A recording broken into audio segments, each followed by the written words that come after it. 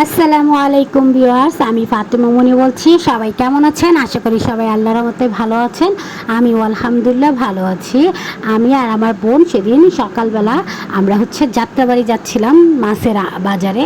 মানে কখনো যাইনি। আমার বোনে বলতেছে চলো আমরা মাছের একটা আড়ত আছে ওইখানে যাত্রাবাড়ি, ওইখানে যাই। আমার বোনও যায়নি। এই যে রিক্সাওয়ালা মামাকে বললাম, উনি চিনে, উনি আমাদেরকে ঠিক জায়গায় নিয়ে যাচ্ছিল। এই যে এটা থানা, আগে থানা ছিল, এখন এটা থানা ভেঙে কি যেন পার্ক বানাবে শুনলাম। আমরা যাচ্ছিলাম, বৃষ্টি ছিল সেদিন, মেঘলা মেঘলা। এই তো যাত্রাবাড়ি চলে আসলাম মাছের আড়তে। অনেক বড় লোকটা মামাটা আমাদের দেখাই দিতেছে। আমরা বললাম কি থাকবেন? কয় কি থাকি। আমি কই কি থাকেন, যদি দেখেন না আমাদের 5 মিনিট ওভার হয়ে গেছে তাহলে চলে যান। কয় ঠিক আছে। তো এই যে মাছের বাজারে ঢুকলাম, দেখি মানুষজন নাই, একদম দোকানপাট সব শেষ। কিছু কিছু আছে, মানে এত বড় মাছের বাজার বাবা, মাশাল্লাহ মাশাল্লাহ। তো অনেক মাছ পাওয়া যায় এখানে, অনেক ধরনের মাছ। আমরা তো দেরি করে আসছি, সকাল তখন 10টা বাজে। আর এই যে এইসব মাছ ছিল, আমার বোনে বিশেষ করে আসছে ইলিশ মাছের জন্য। কিন্তু ইলিশ মাছ তেমন বড় নাই, ছোট ছোট ইলিশ মাছ। আর যাত্রাবাড়িতে কি যারা একসাথে মানে ব্যবসা করে, খুচরা বিক্রি করেন মাথায় করে, তারপরে দোকানে, তাদের জন্য ঠিক আছে।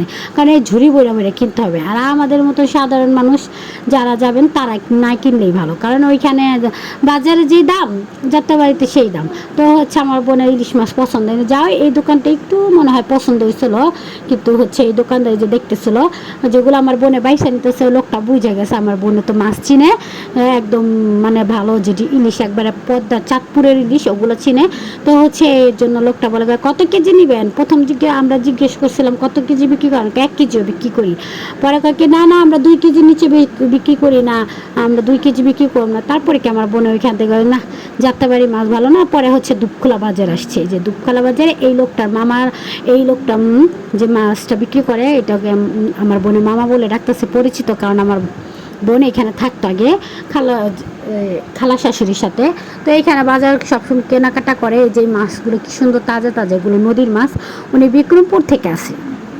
এত সুন্দর মাছ। আমার বোন এখানে টাকি মাছগুলো বেছে নিতেছে, কারণ টাকি মাছের ভর্তা আমাদেরকে করে খাওয়াবে। লোকটা টাকি মাছই খুঁজে দিতেছে। আমি কখনো টাকি মাছের ভর্তা খাইনি, আমার বোন বানায় দিছিল, এত মজা টাকি মাছের ভর্তা। খেয়ে দেখলাম যাক ভালো। আর এই যে বড় রুই মাছটা দেখতেছেন, এটা একজনে নিয়ে নিছে 3,000 কত টাকা জানো, 3,000-এর বেশি পড়ছিল। 3,062 না 52 এরকমই ছিল। যাই হোক, আমরা মাছ কেনাকাটা করছি, আমার বোন অনেকগুলো মাছই কিনছে।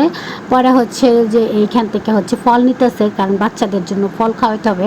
আমার ছেলের আবার রক্ত কম, ডাক্তারে বলছে ওকে একটু ফলে মানে ফল টল খাওয়াইতে। ও তো খেতে চায় না, ছোটো মানুষ, ওকে অনেক জোর করে খাওয়াইতে হয়। পরে আমার বোনেকে বললাম তুমি দেখো কোনটা ভালো হয়। আমার বোনে খুঁজতেছে, আমি গেলে আমার বোনের সাথে আমি বলি তুমি দেখো, তুমি পছন্দ করো, তুমি বুঝো, কারণ আমার বোনে অনেক কিছু চিনে। যাই হোক, এই যে আমার বোনে সে আইসা পড়লো, গেট খুললো। সেদিন এতটা বেলা হয়ে গেছে, তাও নিচের গেট খুলে নেই। আমরা আবার চাবি নিয়ে গেছিলাম কি মনে করা। পরে এই যে আমার হাতেও ছিল এক ব্যাগ, কারণ মাছ ছিল। আমার বোনে মাছ কিনছে, আমি আবার গেট লাগাইনি, কারণ যেহেতু 11টা বাজে, গেট লাগাই কী করবো। আমরা বাসায় এসে পড়ছি। এই যে বাসায় এসে নাস্তা আনাইছে, আমার বোনে পরোটা আনাইছিল, ভাজি আনাইছিল, তারপর চা, আবার এই রুটিটাও ছিল। তো রুটিটা আমার বোনই আনছিল, ক্রিম রুটি। বাচ্চারা এগুলো অনেক পছন্দ করবে, তো বাচ্চারা কি ক্রিমগুলো খায়, রুটি আর খায় না। রুটিটা তারপরে কী করবো, রুটি আমরাই খেয়ে ফেলি চা দিয়ে। আর এত নরম ছিল, অনেক সফট, মাত্রই বানানো হয়েছে আমাদের এখানে।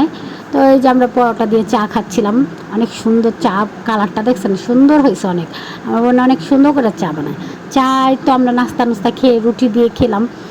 তারপরে যে আমার বোনের টাকি মাছ ভাজতেছে, এগুলো বলে ভর্তা বানাবে।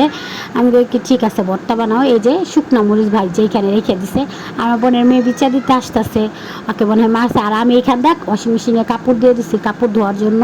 কাপড় ধোয়া হয়ে গেলে আমি শুকা দিয়ে দেবো, কারণ আমি কাজ এখানটা আগায় রাখতেছি।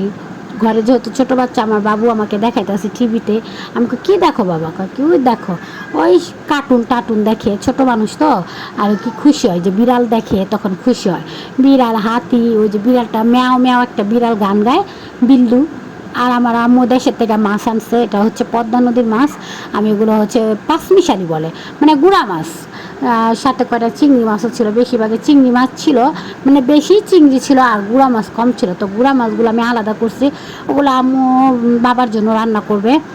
চচ্চড়ি করবে বেগুন আলু দিয়ে। তো আমি ওগুলো হচ্ছে গুছাইতেছি। আর ওইখান থেকে কতগুলো মাছ আছে আম্মুগুলো ফেলে দেয়, ওই খায় না। তো আমার বোনে কী করছে, ওগুলো সুন্দর করে ভেজে ভর্তা বানাইছে, এত মজা হয়েছে, আমি কখনো এরকম ভর্তা খাইনি। আমার বোনকে কি ফুবো আপনি তো ফালাই দেবেন, দেন আমি আপনারা হচ্ছে এটা ভর্তা বানায় খাওয়াই।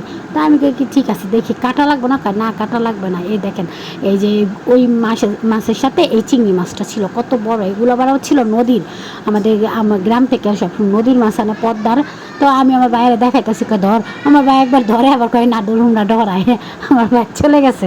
আমি আবার কী করছি, এই মাছটা নিয়ে খাদুকে দেখাইতেছি। খাদু তো ভয় একের দৌড়, কয় না আমি করবো না, আমি করবো না। আমি কার করবা, আমি এই মাছে কিন্তু কামড় দেবে, দেখো কত বড় বড় পা, তোমাকে গুতা দিবে। ও তো ডরে শেষ। আমার ভাই কয় কি ধরো ধরো ধরো, আমার ভাইয়ে আর ওরা ডর দেখায় দুই জারে। পরে হচ্ছে আমি যা খাদু ভালো হয়ে গেছে। তা আম্মু আবার হচ্ছে এই যে তিল্লি রানবো। ধনিয়ার গুঁড়া, এটা হলো আদা রসুন বাটা, এটা হলুদের গুঁড়া,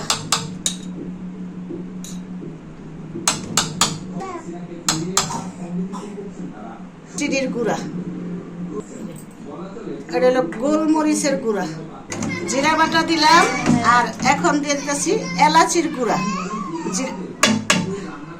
ভালোভাবে ভালোভাবে মাখাইতে হবো, যেভাবে মাখাইতে হবো। জিরার গুঁড়া সব ময় মশলা দিলাম, তারপরে এলাচির গুঁড়া, সব কিছু গুঁড়া দিতে হয় আর কি।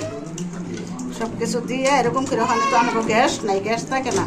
এটা ডিম চুলাই, ডিম করে পিরিচ দিয়া তেল বেশি করে দিয়ে বসাই দিব, আস্তে আস্তে হইব। অনেক মজা এটা খাইতে, তিল্লি আমার প্রিয় খাওয়া। সবাই ভালো থাকবেন, আমাদের চ্যানেলের পাশে থাকবেন। আল্লাহ হাফেজ।